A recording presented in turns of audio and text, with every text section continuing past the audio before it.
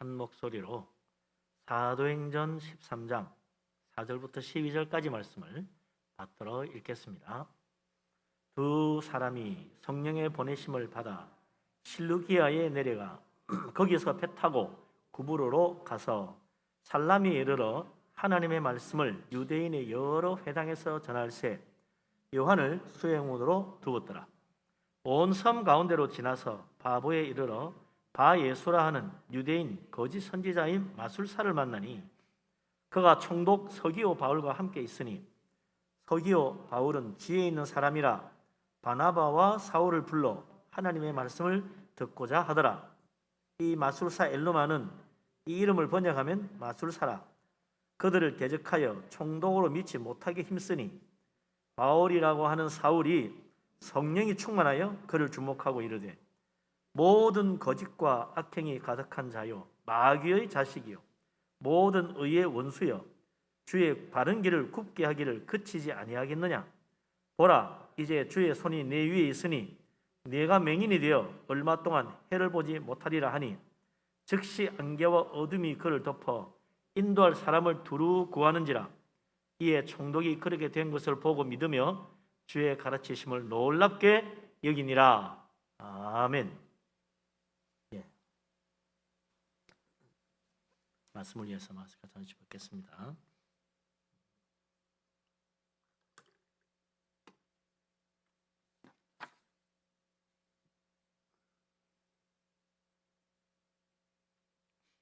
우리 교회에도 파송 선교사님 한 분 계시죠. 우리 교회가 파송하는 선교사님, 대만에 있는 강신규 선교사님이 우리 교회 파송 선교사입니다. 나머지 이제 9분은 우리 교회 파송은 아니고 다른 데서 파송했지만 혼자 감당이 어려우니까 한 교회가 감당이 어려우니까 여러 교회들이 도와서 하는 우리는 협력 선교를 하는 거죠. 그 많은 10명의 선교사님 다 우리가 책임지려고 하면 우리가 감당 못할 거예요. 그러나 여러 개의 힘을 합치니까 도와줄 수 있는 거죠. 선교사님들이 언제부터 이렇게 파송받아가서 선교를 시작했는가? 첫 번째 파송 선교사가 바로 오늘 우리가 읽은 이 이야기에 나오는 바울과 바나바입니다. 최초의 기독교 역사상 최초의 파송 선교사다. 물론 그 앞에 빌립 집사가 사마리아에 가가지고 복음을 전해서 그 교회를 세웁니다. 그러니까 빌립 집사가 사실상 선교사라고 할 수 있지만 빌립 집사는 예루살렘 교회 파송받아가지고 선교사로 가서 복음 전한 게 아닙니다. 예루살렘 교회 박해가 일어나가지고 달아났다.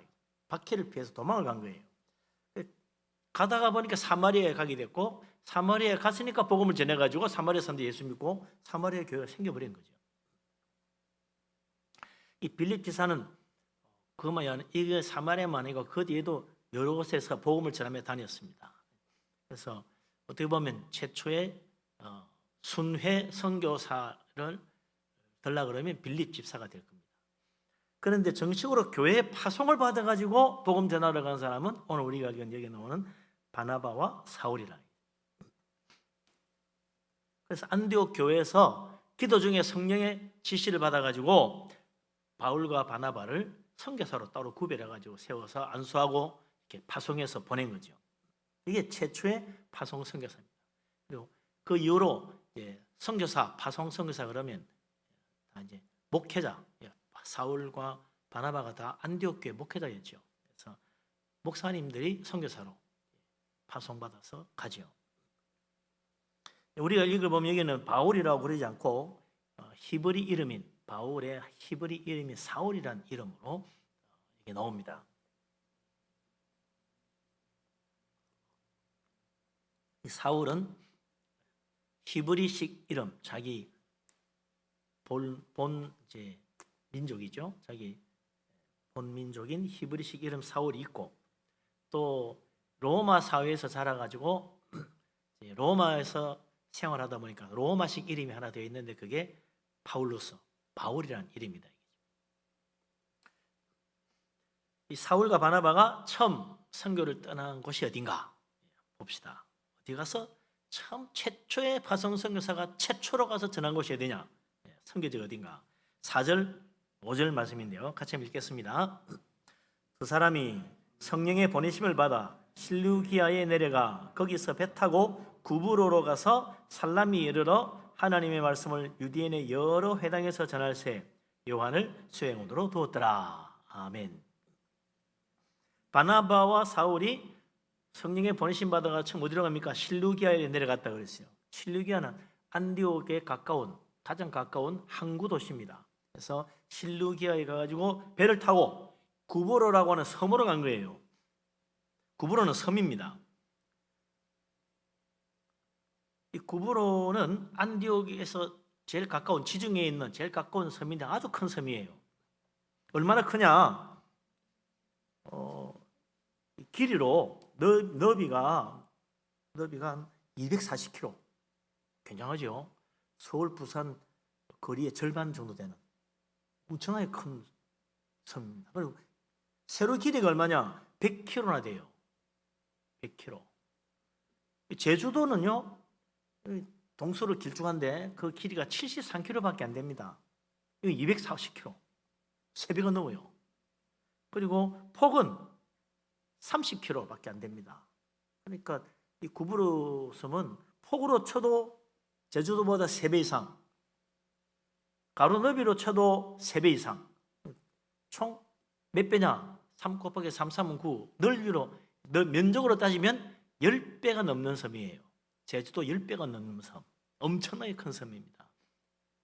뭐 경상도만 한 섬이라고 해야 되나요? 뭐 그 정도 잡아야 될 거예요.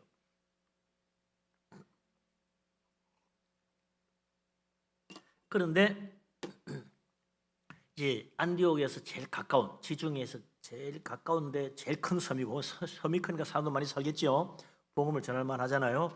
더더욱 이 구브로 섬으로 선교를 간 또 중요한 이유가 하나 있는데, 이 구브로가 사울과 바나바가 같이 생겼는데 바나바의 고향이에요. 바나바 고향이 구브로다. 그러니까 이 구브로 섬에 대해서 거기서 자랐으니까 얼마나 잘 알겠어요. 어디 가서 복음 전하면 좋아. 어디 사람들 좀 그 사람 노안할게. 거기 우상숭배만 해요. 여기에 사람들 좀 마음이 열린 것 같아. 거기 가서 전하자. 이렇게 사정을 잘 알 거 아닙니까? 전도에 많은 도움이 될 거예요. 그래서 구브로로 갔을 것이다. 처음 선교하러 가는 사람이니까, 또 역사상 첫 파송 선교사인데다가 선교라고 하는 둘 다 난생 처음 해보는 거야. 선교 경험도 없다 이거지. 여러 가지 점으로 봐가지고 사울과 바나바에게 첫 선교지로서 너무 멀지도 않고 제일 가까운 곳이면서, 그러면서 또 바나바의 고향이니까 고국이라고 볼 수도 있죠. 그러니까 거기가 아주 적합한 선교지라고 볼 수 있는 거죠. 그래서 그곳으로 간 것 같다. 그러나 진짜 중요한 이유는 그게 아닙니다. 14절에 뭐라 되어 있어요? 사울과 바나바가 성령의 보내심을 받아서 구브로로 갔다고 되어 있어요. 성령의 보내심 받았다는 겁니다. 성령께서 바나바와 사울의 마음을 감동해가지고 구브로 섬으로 인도하신 거예요. 왜요? 거기에 하나님이 택하신 자, 구원받기로 예정한 자가 많이 있으니까 하나님 그를 인도하신 거지. 거기가 아무도 전도할 사람 없어. 하나님 뭐 때문에 그를 인도하시겠어요? 첫 선교지인데 많은 열매를 거둘 수 있도록 하나님 예비하셔가지고 이 구브로 섬으로 가게 만들었다. 그러고 보니까 성령의 인도하심하고 사울과 바나바의 여러 가지 인간적인 조건하고 잘 맞아 떨어지는 거죠. 하나님이 우리 사람들의 여러 형편이나 조건을 하나도 안 따져보고 전혀 맞지도 않는 이상한 곳으로 나를 보내느냐? 그런 법 없어요. 하나님은 결코 사람의 형편이라 그 사람의 조건을 무시하는 하는 분이 아니다. 하나님은 이 세상에서 나보다 나를 더 잘하시는 분이 하나님이잖아요. 사람의 형편과 조건을 우리보다 더 잘하시는 분이 하나님입니다. 그러니까 내 생각이 여기에 좋다고 해도 하나님은 진짜 좋은 데가 여기야. 더 잘하시죠. 또 이 세상에 대해서도 하나님 우리가 더 잘합니다. 내가 대한민국에 태어나서 대한민국에 살지만 대한민국에 대해서 나보다 누가 더 잘 알아요? 하나님 훨씬 더 잘 알아요. 그래서 사울과 바나바의 여러 여건과 조건을 따져볼 때 지금은 구보로 가서 선교하는 게 제일 좋겠다. 하나님이 생각하시기 때문에 그들을 그 구부러 숨으로 인도하신 것이다.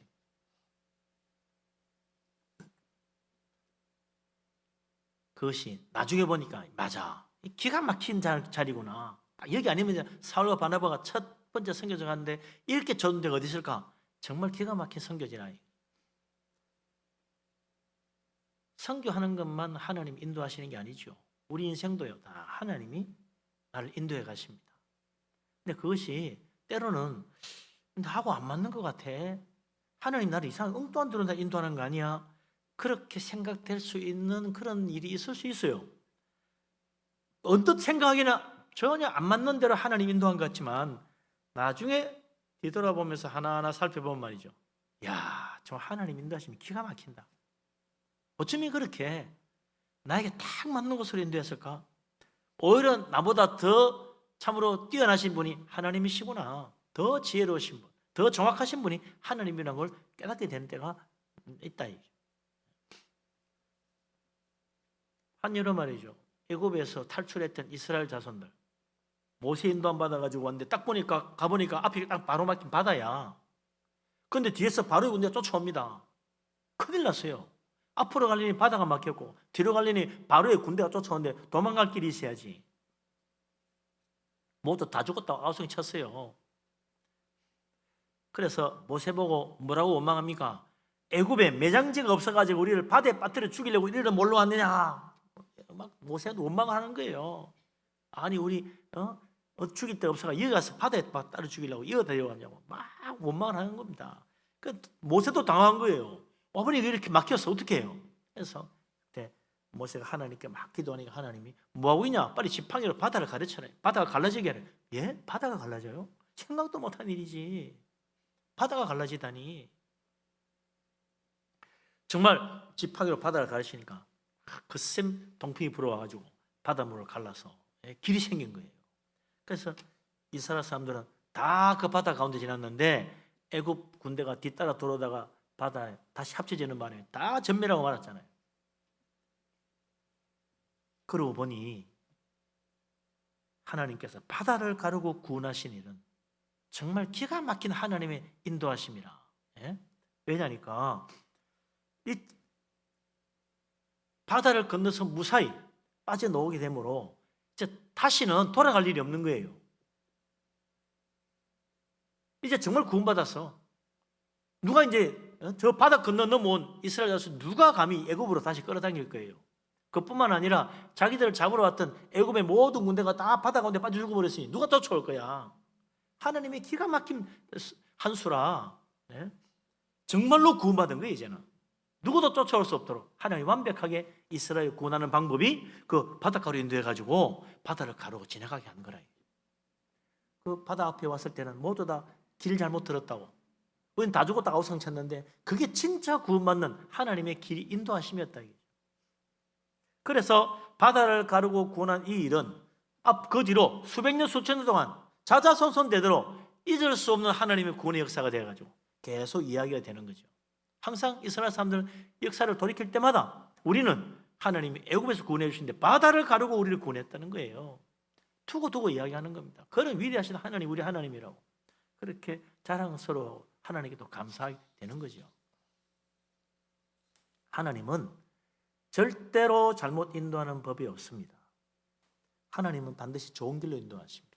내 보기에 안 맞을 수는 있어요. 그러나 우리 하나님은 우리에게 가장 복되고 좋은 길로 인도하신다. 그러니까 하나님 인도하심 믿어야 됩니다. 이 하나님 인도하심을 철저히 믿고 따랐던 다윗은 뭐라고 그래요? 여호와를 나의 목자로 모시고 주님 인도함 따라갔더니 부족함이 없었다. 내 잔이 넘치더라는 거예요. 놀라운 고백은 하지 않습니까? 다윗만 그런 게 아니죠. 누구든지 하나님 인도하심을 믿고 주님 따라가기만 하면 부족함이 없는 놀라운 축복, 내 잔이 넘치는 놀라운 은혜 받는 것입니다. 여호와 하나님 정말 나의 목자로 믿고 주님을 따를 수 있는 믿음의 사람 되시기를 바랍니다. 아멘. 우리 하나님 그런데 나 같은 사람도 인도하실까? 인도하고 계십니다. 안 보이는데요. 안 보이지만 느낄 수 없어도 하나님은 지금 내 곁에서 나와 함께 하십니다. 우리 예수님 약속했잖아요. 나 볼지어다 내가 세상 끝날까지 너희와 항상 함께 있으리라고 우리 하나님 약속해 주셨어요. 잠깐 필요할 때 와서 도와주는 게 아닙니다. 언제나 항상, 언제까지? 세상 끝날까지 주님이 나와 함께 하시고 나를 도와주시고 내 곁에서 나의 갈 길을 인도하고 계십니다. 눈이 안 보인다고 없다고 생각하면 안 되죠. 때로 하나님이 나를 버리고 나를 도와주지 않아서 내가 공경을 당하고 어려움에 처해 있다고 생각될 수도 있지만 하나님은 바로 그 순간에도 내 곁에 계십니다. 나를 붙들어 주고 있습니다. 나를 버리지 않습니다. 하나님 믿고 하나님 인도하시는 손길 꼭 붙들고 믿음으로 나아가는 축복된 사람, 참 반드시 믿음으로 승리하는 복된 사람 되시기를 주의 이름으로 축원합니다. 아멘. 구불의 섬에 도착한 사울과 바나바 어디로 갔나? 어디로 보니까 살람이라는 곳으로 갑니다. 살람이. 이 살람이는 원래요 구불의 섬의 수도였어요. 수도. 원래 그게 왕궁이 있는 곳이었다. 그러니까 구불의 섬에서 제일 발달하고 제일 번성하는 도시가 이 살람이라는 곳입니다. 그런데 한 100년 전에, 그러니까 사울과 바나바가 전도로 오기 한 100년 전쯤에 로마가 이 섬을 지배하게 되면서부터 수도를 옮기는 거예요. 살람에서 바보라는 곳으로. 이름이 좀 이상합니다만 바보로 옮겼어. 비록 수도가 옮겨졌지만 여전히 살람에는 번창하는 이 구브로의 제일 큰 도시였다 이거죠. 그러니까 누구보다도 구브로 섬을 잘 아는 바나바 어디로 가자 그러겠어요? 당연히 살람이로 가야지. 그래서 복음 전에 사람들 많아. 전할 것도 많을 거야. 성령님도 당연히 참 어렵게 첫 선교를 하는데 아무도 없는 데 가서 전도해라. 그럴 리가 있겠습니까? 제일 사람 많은 곳에 가서 복음 전해라. 즉 갈급한 10년대 너무 많다. 주님이 그를 인도하셨다. 그래 가가지고 제일 먼저 어디로 갑니까? 유대인의 회당에 가서 복음을 전하는 거예요. 왜냐하면 유대인들은 첫째 성경을 알고 있습니다. 얼마나 말씀 전하기 좋아요. 성경을 다 아니까. 생판 성경을 모르는 사람 이야기하려면 그게 무슨 이야기입니까? 아브라함이 누구예요? 이러면 설명하려면 길어져. 근데 유대인들은 다 알아요. 그러니까 설교하기 얼마나 좋아. 거기다가 그들은 하나님 믿는 사람들이야. 예수님의 아버지 하나님, 천지 창조하신 하나님 다 알아요. 다 믿고. 거기다가 유대인들은 메시아를 기다리고 있어요. 메시아가 오기를 그렇게 간절히 사모하고 있다. 근데 그곳에 가지고 여러분 하나님 보내신 메시아가 바로 나사렛 예수입니다. 그분이 우리 죄를 위해 십자가 죽으시고 부활하셨습니다.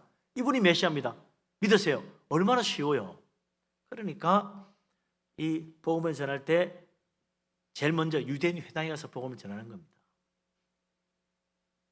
그럼 어떻게 무슨 내용을 구체적으로 전했는지 말 안 해도 대충 알잖아요. 복음 전하지 뭘 전하겠어요. 예수님 십자가 부활을 전하는 거지. 그래서 과연 얼마나 많은 유대인들이 감동받고 예수 믿은지는 모르겠지만 나오지는 않는데 분명히 그곳에서 많은 열매를 거두고 살람에 하나님의 자녀들로 세례받고 그곳에 교회도 아마 세웠을 것 같아요. 이 이후로부터 이게 첫 번째 이제 선교지였는데 이것을 딱 보고는 아마 바울도 그 다음부터는 어디 가든지 선교할 때는 제일 먼저 어디로 가야 되겠다? 유대인의 회당에 가서 전해야 되겠구나. 그 생각을 하게 됩니다. 실제로 바울은 이후로 항상 새로운 선교지에 가면 제일 먼저 어디로 갑니까? 회당으로 가는 거예요. 유대인 회당 가서 복음을 전합니다. 그리고 거기서 이제 믿는 사람 생기면 그들에게 세례를 주고 교회를 세우게 되고 만약에 안 믿으면 먼지를 털고 이방인에 가는 거예요. 다른 이방인들의 복음 전하는 겁니다. 이것이 이후로 사도 바울의 선교 방법이 됐다. 그 다음 사울과 바나바 어디로 가나? 살람에서 충분히 전도를 다 했다고 생각한 다음에는 어디로 가겠습니까? 그 다음 두 번째로 실제적인 지금 현재 이 구브로 섬의 중심지 바보로 가겠죠. 왕궁이 있는 수도 바보. 이름이 좀 이상합니다만 하여튼 6절 7절 말씀 읽어봅시다. 그게 이제 바울이 살라미에서 바보로 가서 복음 전하는 이야기 나옵니다. 읽어봅시다. 6절 7절. 온 섬 가운데로 지나서 바보에 이르러 바 예수라는 유대인 거짓 선지자인 마술사를 만나니 그가 총독 서기오 바울과 함께 있으니 서기오 바울은 지혜 있는 사람이라 바나바와 사울을 불러 하나님 말씀을 듣고자 하더라. 아멘.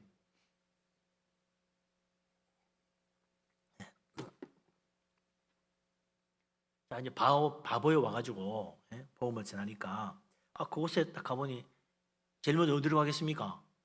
항상 세운 데 가면 사울과 바나바 어디요? 유대인 회당에 갔을 거야. 바보에 있는 유대인 회당에 가니까 그곳에는 유대인들에게 칭송받는 사람이 한 사람 있는 거예요. 대단한 사람. 누군가 보니까 이 바예수라는 사람인데 이름도 예수라 이름이 하나 붙어서 그 앞에 바자가 붙었습니다. 바예수. 바예수는 그 뜻은 사실은 예수의 아들이란 뜻인데 예수님 아들은 없는데 이런 못된 예수가 있어요. 예수의 아들이라고 바예수인데 이름 뜻이 그렇습니다. 바는 이제 아들이란 뜻인데 이 바예수라는 사람이 거짓 선지자 유대인 마술사라. 마술로 사람들의 눈을 속이고 말이죠. 거짓 기적을 행하면서 마치 자기가 대단한 신의 능력을 가진 것처럼 그렇게 사람들을 현혹하는 거짓 선지자였다. 사람들이 다 속아가지고 유대인들도 선지자 그 마술사님 그 대단한 능력의 주의 종이라고 참 다 그러는 거죠. 근데 이 사람이 그런 능력을 나타내고 있으니까 믿는 사람들도 유대인들도 속았지만 로마 총독도 속은 거예요. 놀라운 기적을 행하고 마술로 부리니까 말이죠. 그 총독, 이 구브로 섬 총독, 로마 총독이죠. 서기오 바울 옆에 딱 붙어가지고 항상 함께 하는 거야. 뭐 하면 이거 어떻게 하면 하나님 뜻이 뭐겠냐고 물어도 보고 그럼 이 사람이 또 거짓 선지자 자기가 신인 척하니까 적당히 또 둘러대겠죠. 그래서 이 구브로 총독 서기오 바울이 항상 이 바예수 거짓 선지자 이 마술사 옆에 두고 항상 그 사람과 함께 지냈다.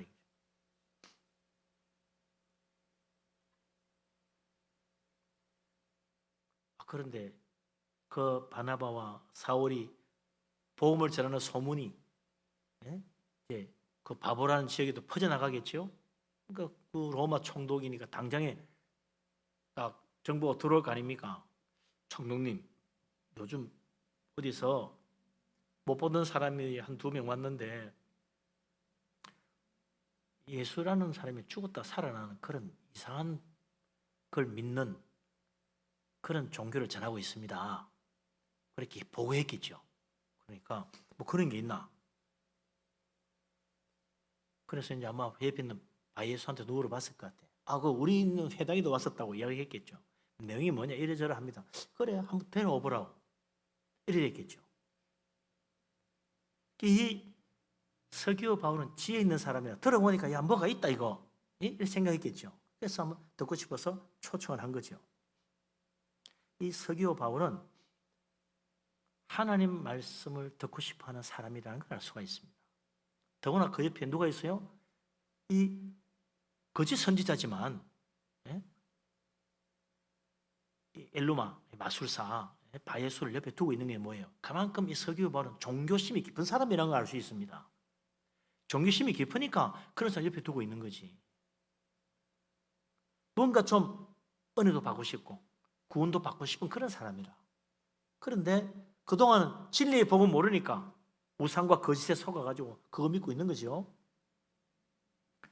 그는 비록 당시에 구브로 섬에서 최고 높은 지위를 가진 가장 성공하고 출세한 사람이지만 그 영혼은 매우 갈급한 참 불쌍한 영혼이라. 진리의 목마른 불쌍한 영혼이거든요. 더구나 그 옆에는 자기가 제일 신임했던 그 바예수라는 선지자가 거짓 선지자야.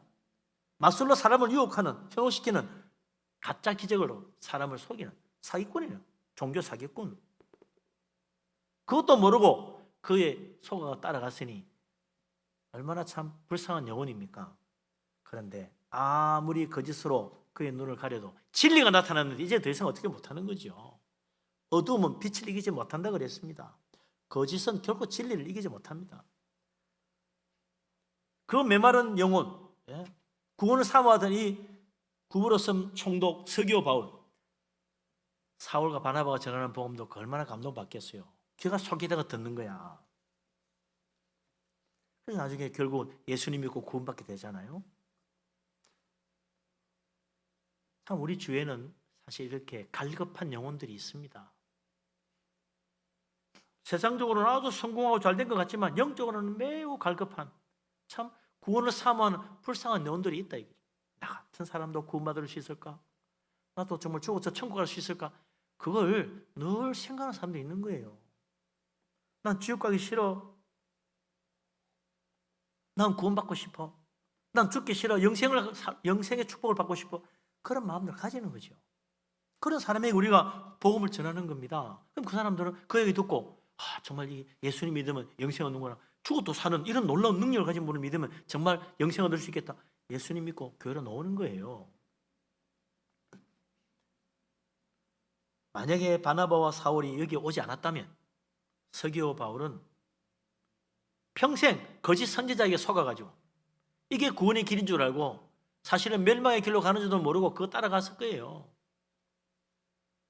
그런데 하나님이 사울과 바울의 발걸음을 구부로로 인도해가지고 이 갈급한 영혼, 불쌍한 서기오 바울을 구원하시려고 하나님이 그에게 연결해서 그곳에 가서 말씀 듣게 한 거 아닙니까? 참 그러고 보면 하나님의 섭리가 놀랍다.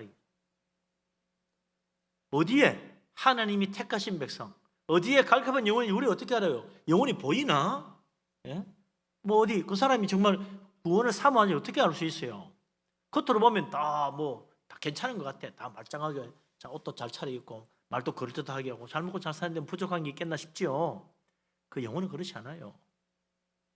사모한다. 갈급함이 있는 거죠. 지금 이 세상도 마찬가지입니다. 다들 코로나 바이러스 때문에 다들 쩡쩔 매고 있는데 천국 생각도 안 할 것 같지요? 아닙니다. 그런 만큼 더더욱 그 영혼은 갈급한 거예요. 지옥이나 천국 그런 거 생각도 안 하고 그냥 코로나 바이러스만 안 걸리면 좋겠다 그래 생각할 것 같습니까? 아닙니다. 사람의 영혼은 이럴수록 더 내가 이러다가 정말 영원한 멸망 받으면 어떻게 정말 영생의 축복을 얻어야 되겠다. 간절한 갈급한 마음 생긴다 이거죠. 그래서 이럴 때 정말 복음 전해야 돼요. 가만히 있으면 안 된다. 내가 예수 믿고 구원받은 것도 생각하면 참 놀라운 하나님 은혜지요. 사실 교회랑은 전혀 모르는 사람이었는데 친구 만나러 갔다가 교회 가게 되고 그걸 예수 믿게 되고 세례받게 되고 교회 생활하게 됐어요. 나중에는 우리 가족도 다 한 사람 한 사람 예수 믿고 교회 나가지고 다 교회 다니게 됐단 말이에요. 우연한 일 같이 친구 만나러 가는 게 우연한 것 같지만 하나님의 섭리와 인도하심이 있은 거죠. 참 하나님 은혜입니다. 안 그러면 내가 예수 믿을 일이 없어요. 전혀 예수님과 상관없는 집안이었다 이거죠. 참 그런 거 보면 하나님의 인도하심이 오묘합니다. 사람마다 다 틀리죠. 어떤 사람은 그렇게 아이고 목사님 저는요 어머니 뱃속에서도 교회 다녔어요. 저는 누구 찾아러 가고 그런 거 없어요. 누가 복음 전해주는가 준 것도 아니에요. 엄마 손잡고 교회 다니다 보니까 특별한 하나님 인도하신 그런 것도 없었는데 그냥 예수 믿게 되고 이렇게 교회 다니게 됐어요. 나는 특별한 하나님 인도하심 없습니다. 아니죠. 그게 얼마나 특별한 하나님의 은혜와 특별한 하나님 인도하심입니까? 예? 하나님 얼마나 특별한 은혜를 받았으면 어머니 뱃속에서부터 믿는 가정에서 잉태되어 태어났겠습니까? 더 놀라운 은혜지. 예? 어릴 때부터 부모님 손잡고 교회 나와서 예배하고 복음 듣고 예수 믿었다. 얼마나 특별하신 은혜입니까? 하나님의 놀라운 은혜가 가장 믿을 수 있는 부모님 손잡고 교회 와서 예수 믿게 됐으니 이보다 더 정확하고 더 확실한 게 어디 있겠어요? 하나님 놀라운 은혜입니다. 중간에 믿었던, 어릴 때부터 믿었던, 부모님 따라 믿었던, 친구 따라 믿었던, 이웃 따라 믿었던 다 하나님의 특별하신 인도하심으로 내가 예수 믿은 거예요. 다른 사람도 마찬가지입니다. 나는 그렇지만 다른 사람은 아닐 거야. 그런 식으로 생각하면 안 되죠. 내가 이렇게 하나님 특별한 은혜 받고 하나님이 참 우연처럼 보이는 일로 내가 예수 믿고 교회 나왔는데 다른 사람도 어떻게 보면 아무것도 아닌 것 같지만 당연하게 우연 같은 일이지만 그래도 이게 복음 전에 저 사람 마음이 움직여가지고 교회 올지 어떻게 알아요? 한번 교회 와서 그래 한번 따라가 주지 했다가 예수 믿고 세례받고 구원받고 된다 이거죠.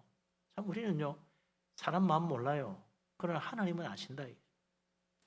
사울과 바나바를 마침내 구로의 로마 총독 서기오 바울에게까지 가서 복음 전하게 해준 것처럼 우리 하나님께서 갈급한 심령에게 인도하여 그 사람에게 우연찮게 예수님 이야기하게 되고 예수 믿고 교회 나오게 되는 역사가 일어난다 이거죠. 그래서 우리 가정에도 우리 이웃에도 우리 친구들도 정말 예수 그리스도 복음 전하고 한 사람 한 사람 주교를 인도하는 놀라운 전도 열매 맺게 되기를 주님의 이름으로 축원합니다. 아멘. 자, 그런데 이게 척척척 잘 돌아가면 얼마나 좋겠습니까? 많은 이 서기오 바울이 참 지혜로운 자라 복음이 듣고 싶어서 바울과 사울을 초청해가지고 하나님 말씀 전해 듣고 있는데 뜻밖의 방해꾼이 나타난 거 아니에요? 8절 말씀 한번 읽어봅시다. 누가 방해를 했나? 같이 읽습니다. 이 마술사 엘루마는 이 이름을 번역하면 마술사라 그들을 대적하여 총독으로 믿지 못하게 힘쓰니 이게 참 이 거짓 선지자 바예수라는 사람 별명이 엘루마라. 엘루마는 마술사란 말이다. 마술사를 엘루마라 불렀다는 거죠.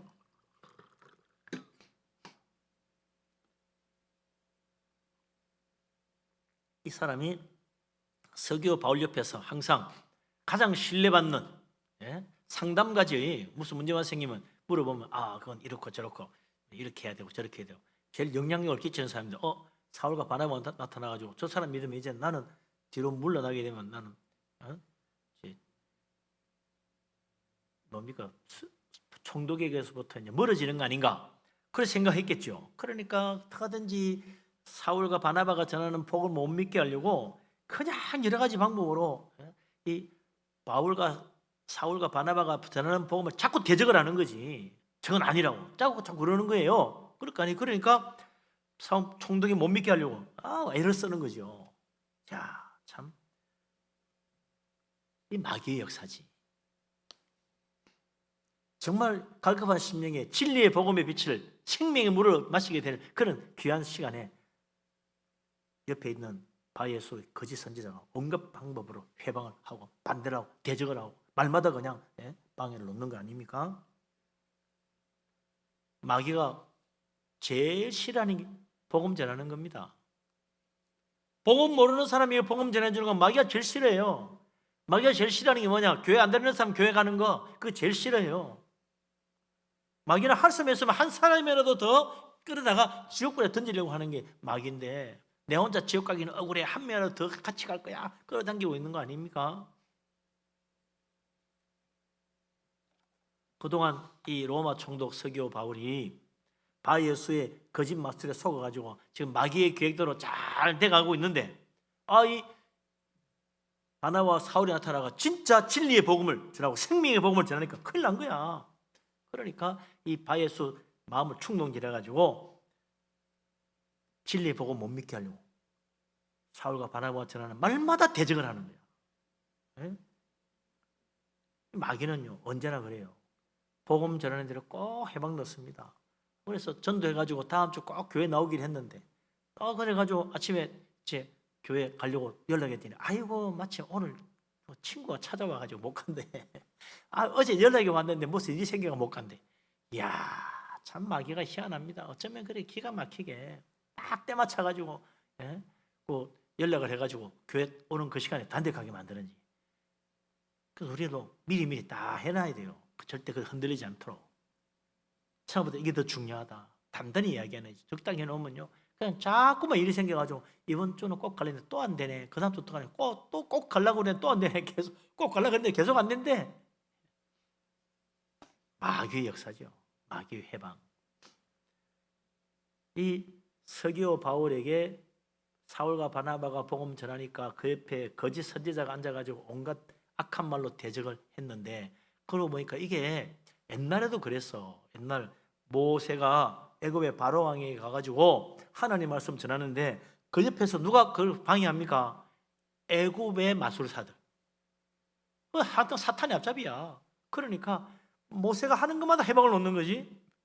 그래서 바로 왕이 하나님 말씀 믿지 못하도록 계속 방해하는 거 아니에요. 모세가 지팡이를 던져서 뱀을 만들면 자기도 지팡이 던져가 뱀을 만드는 거야. 그러니까 아이고 모세는 그래 가지고 하나님 장난치지 말어. 모세가 안 믿네.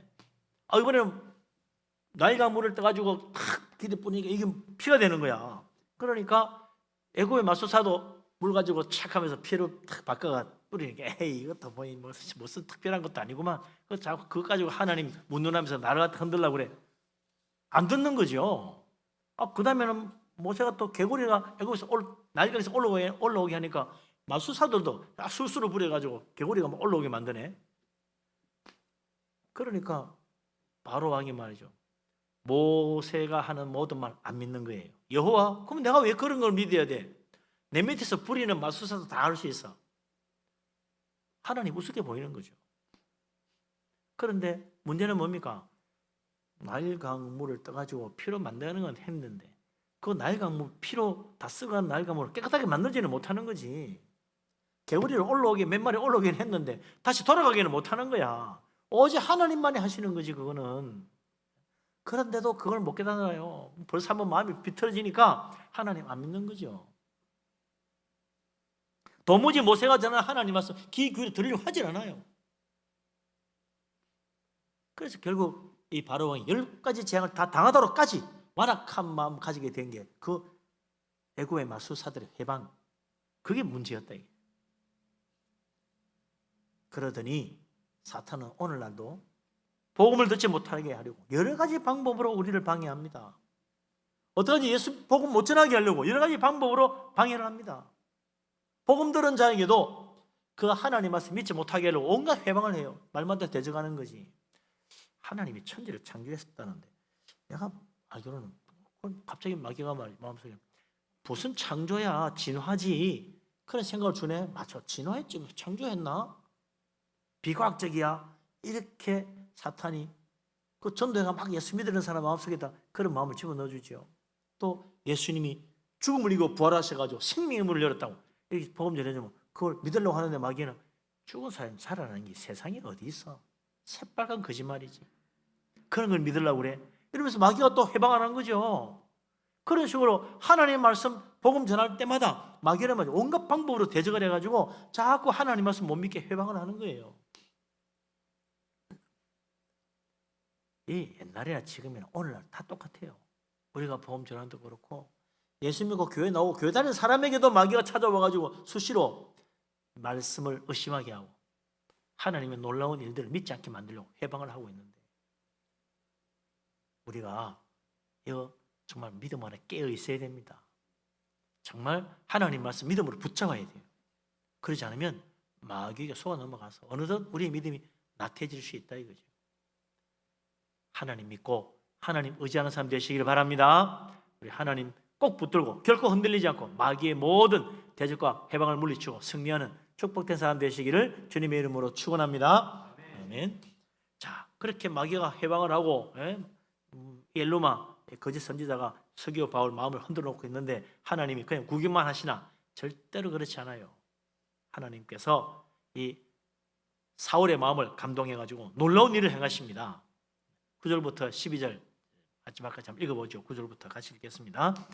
바울이라고 하는 사울이 성령이 충만하여 그를 주목하고 이르되 모든 거짓과 악행이 가득한 자요 마귀의 자식이요 모든 의의 원수여 주의 바른 길을 굽게 하기를 그치지 아니하겠느냐. 보라 이제 주의 손이 내 위에 있으니 네가 맹인이 되어 얼마 동안 해를 보지 못하리라 하니 즉시 안개와 어둠이 그를 덮어 인도할 사람을 두루 구하는지라. 이에 총독이 그렇게 된 것을 보고 믿으며 주의 가르치심을 놀랍게 여기니라. 아멘.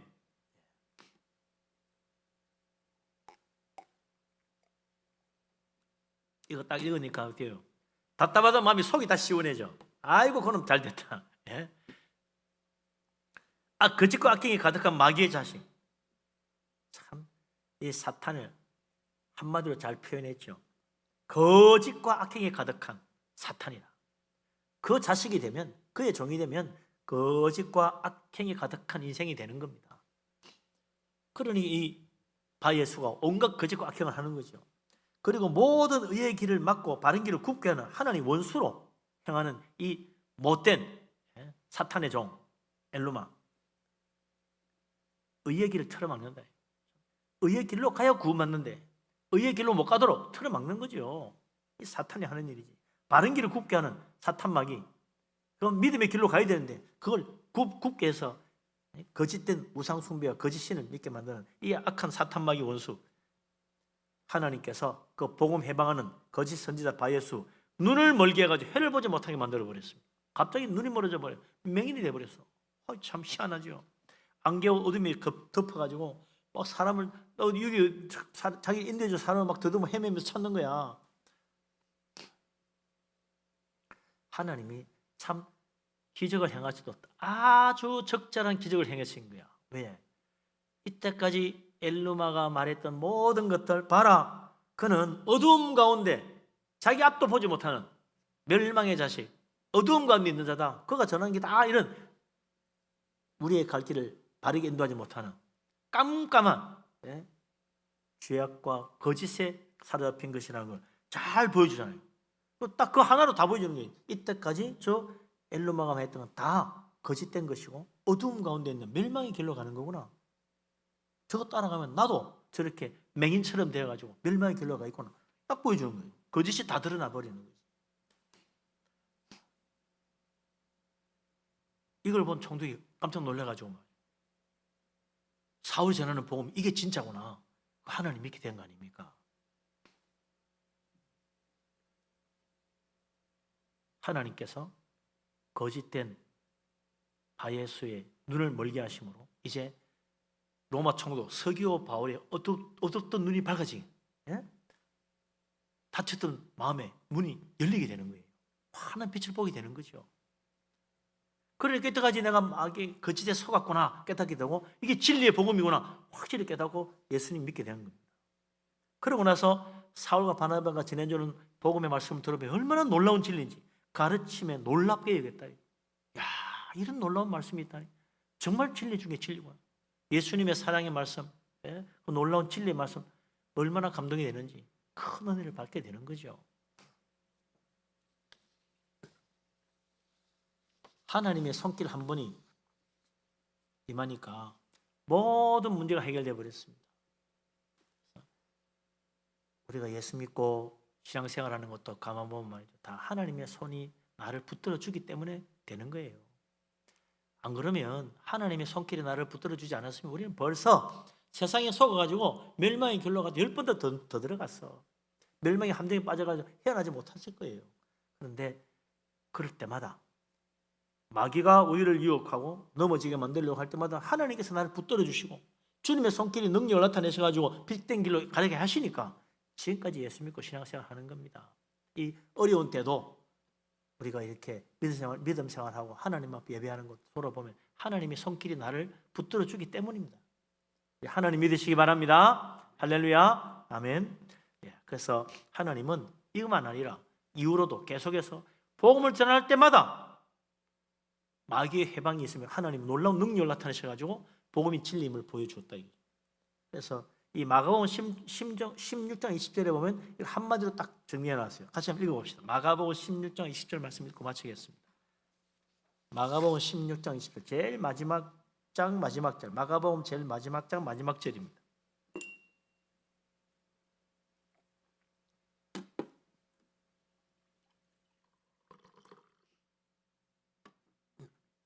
마가복음 16장 20절 말씀.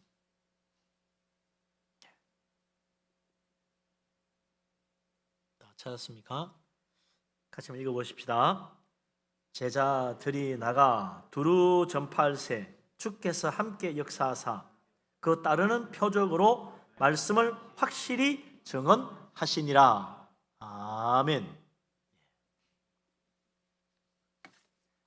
제자들이 나가서 두루 전파하는데 주님이 함께 일하시더라.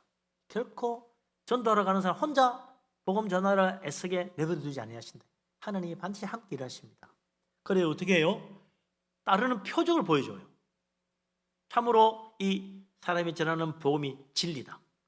참으로 이 복음이야말로 구원의 길이다. 그걸 하나님이 따르는 표적으로 증거해 보여주신다는 거예요.